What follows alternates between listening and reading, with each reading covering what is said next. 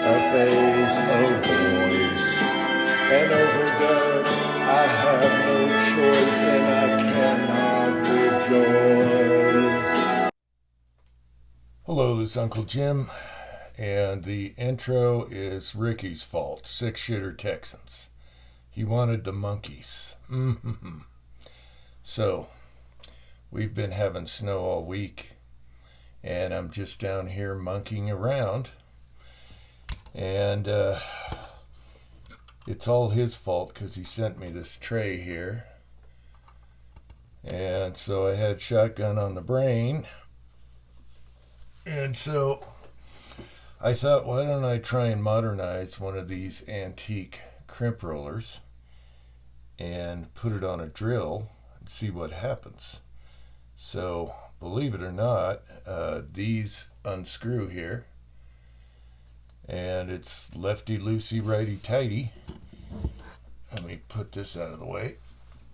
And so I had one extra I thought didn't work as well as the other. But once I cleaned it up and looked at it, it looks the same. So Les, Papa's Place, was asking if these were smooth or if they have the bumps on them. And let's try and get a good close-up. I cleaned this one up, and it's got 3 ramped bumps. The problem is the middle sticks out too much. You can't curl around like a more modern one is good. So it will if you persuade it, which I did, and that was ugly. So the middle here, like if you got a full shell, will rub on the card or on your slug, depending on what you're doing there. And I'd like to take some of that off, but you need this meat there for screwing it on. Now the threads are more like this. But I got away with this using a lock nut and I didn't have it fully flush. And trying to get used to it that way. And be honest with you, I'd rather just sit there and crank it because I didn't try a drill press. I did a hand drill. But you got to be perfectly level. You got to go slow. And I got in a little hurry. Like, come on. And this happened. It's so bad. So bad. Yes, it will roll under, real aggressive, like a lot of people like it, but I got a little too carried away there. I probably burned it out. So I just stick with the smaller over a card here. And then I realized if I make some of these out of a thin plastic lid, these are really nice. Using the little cutter here. The cutter's not as happy with the thicker plastic as it is with the paper, but it does work. It cuts them beautiful. Here's one right here that's ready to go. All right. Now this one is a load I did with red dot. And these are shorter. They've been trimmed. They're recycled. So I tried it again today. Now, I knew that these are so full I needed more shell to roll over. And so this one I left plenty, but got carried away. Okay, so, and they have felt wads in them, so they got some sponge there, okay? So, today I thought, I'd give it another shot, and did this really slow with the plastic, and that is ugly. So we're going to take this over to the slug muffin and do it by hand and see if we can straighten this one out. And it's got a felt wad in there too. It's nice and tight already, but you can press on the felt wad. It's a 20 gauge thick felt wad, 1/4 inch, whatever. So yeah, these do come apart.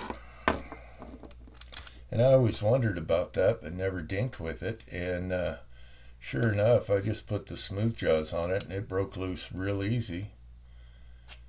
And so I switched handles and put the nicer handle on the slug muffin. And so I'll do this load here. And first I'm going to straighten out this one, see if we can straighten it out. So here's the before. And we'll see the after. Alright, so let's see if we can fix this one a little bit. I just like the slower pace. I'm sure a drill press would be better, and I get the right speed, and I put a little Vaseline on there, and let's see what we're doing here. Let's see how it's looking. Alright, it's getting better. And I still have push room. I don't know if it can be totally fixed.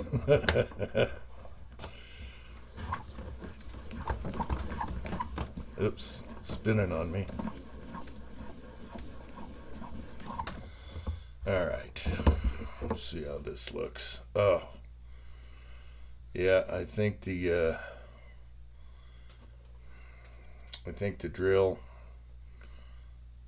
kind of creased it or something. I mean, it's serviceable, and it's not, you know, these are the cheap holes anyway. It's not flared out too much. It'll go in the shotgun, but yeah, that's not the best. I'll do a couple more turns on it.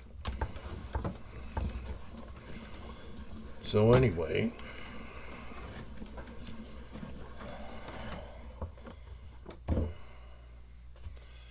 yeah, it's not getting any better.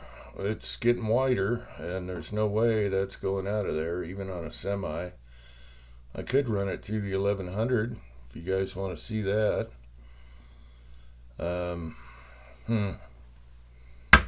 See if the shorter, where's a full length? I don't have a full length one, but these are, you know, these are cut down and they're shorter. So yeah, ugly. Now if I did this by hand, it would be okay. And then of course, if I left more room, I could really fold it under, but it takes more time. I'll try this on the drill press next, and you know, screw up a few and see if I can get this to work. But this centerpiece here, I think needs to be chamfered. Maybe spin it on a drill and chamfer it and lower it. You don't get a whole lot of threads here though, if you put a bolt on there. And that's my little experiment. Oops, I forgot to do this one. I do like the plastic though. You don't have to worry about anything coming out of there. So let's try this one. And I prefer to not crimp them too much. They shoot really good. And I'll show you a spent hole. Okay, see, that only took a few cranks. And that's already holding that in. I don't have to worry about that at all. That's not too bad. And it took less time than the drill, believe it or not. At least on these soft holes. And I'm probably going to leave it like that because the hole doesn't get damaged too much. You can see how flimsy these are. But it's pretty tight. It's got that felt wad in there pushing up on it like a spring. Yeah, so that's not bad. And let's see if I can find it. The reason I don't like to over crimp like everyone else does, they curl them way down to here. Look at this shell that I shot. This is out of the shotgun. You could reuse that again. It's not even messed up. Using the old method here and not being too aggressive. You got to use a card. unless you get it just right to the slug. I actually prefer just crimping them on the machines or doing this super light. And I'm really liking the plastic cards. Okay, what's the thickness here? Let's go back to the bench here, desk. Okay, let's measure the thickness of this plastic lid material. And I really like it because it's flexible and durable. 0.0235, probably 424. Okay, 0.023. Versus like a Stouffer's kind of waxy paper that I was using before. 0.175. Okay, not much difference. And you can use the 20 gauge cutters for spacers if you need them. Oh, I'm not getting that off the floor. It's going to kill me. Anyway, what a nasty experiment here. I was hoping for better, but I just like going slow. I will give this more of a try on a level drill press and try different speeds and see if I can get it to work really good. I do like it works, by hand on the thicker holes and the soft holes. I do like how it just doesn't tear up the shell when you're done. Once it's shot, that's a shot shell in it. It looks like really good. So, and that would be done this way, about that much. And of course, if you left more, you could do that, make it fatter and everything. But these don't tear up. I could just reload them again. I don't have to trim them or nothing once they're fired. Doing it minimalized. So what else? Okay, so I need to test to see if the H&R shoots slugs worth a darn. It's got a mod choke on it, which is the worst one for slugs, the bare minimum, and it kind of messes it up. So if so, I might open it up to improved, something like that, and see. But I'm kind of afraid to shoot a slug through and see what happens, especially one that I just loaded with red dot. And maybe we'll do that or we'll end it here. Let me decide. I'll have to decide. What the heck? Let's do this. Give it a semi-auto test to see if these crimps hold up in a semi-auto. Georgia boy just got his prison shotgun, a Remington 870, which is awesome. And so for Georgia boy, I'm going to shoot the 1100 Remington. This was a cop shotgun. I got it on consignment from a cop. And it's an 18-inch barrel with extended tube. I haven't cleaned this for years, and it's run so much junk through it, and it's never jammed on me. So if it happens today, I know it's this. Okay? I swear I haven't cleaned this since the move. So it's been many years, but it feeds everything. So we're doing several tests here. So I hope you're watching, Georgia boy. Now, I'm home alone in case something bad happens, especially with this load. And I haven't taken a shower in case I get super face. I'll have to wash my face. This one here has been shortened. They're all Lee slugs, 7/8. This is the messed up one on the drill. I also thinned the pedals because I was going to shoot it in the H&R to try and help go through that choke. And this is the one we just did. All of these are shortened, and this one has red dot. So I'll do it in this order. All right. All right, cop shotgun for Georgia boy. And let's see, we're gonna do the messed up one next here. Hands are freezing. And then the last one, it's gonna be the red dot. All right. I haven't shot it at the swinger, so I don't know where it's gonna hit. Are we in camera? Yeah.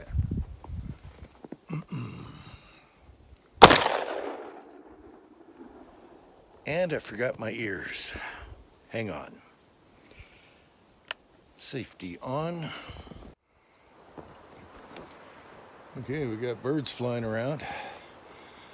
Problem with shooting suppressed is you forget about your ears. You think it's all natural. All right.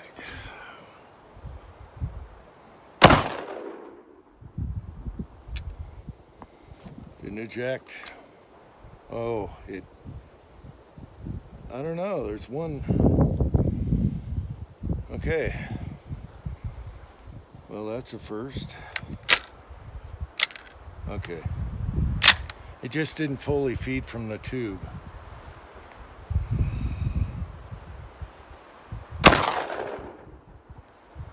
Did it again. Look at that. The red dot was a little light for this, but the holes look good. Yeah, so it just, the end of the shell was sticking out of the magazine tube, so you got to hit the button. All right. Well, I'm glad we got all our disasters in one video today. I think what happened is the bolt didn't fully rack back on the last two. The charges were too light for a semi-auto. It wasn't intended for that. But it's the first time this gun has ever malfunctioned on me. And I've run all kinds of bags of crap and old. These look good, okay? Corroded ammo of every kind through this and never had a single problem. So it looked like it was undergassed. You know, it was undercharged.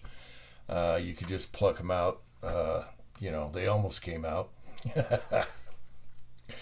So anyway, it's time to clean, especially the gas area. It's been a long time. I don't think I've never replaced the seals or anything in it. And I'm sure if I throw anything stock factory in there, it's going to run perfect. And I'll test that tomorrow. It's fun shooting this again. All right, so you'll notice that the holes without the aggressive crimp turn out beautifully. Okay, that one I got primed with a 209 primer. And this was the pedals that I thinned out, and then this first one yacked it back, so that had a factory charge. So I just shortened her down. That's a hobo, and that's why that one cycled or knocked the bolt back. All right, so I know that I need another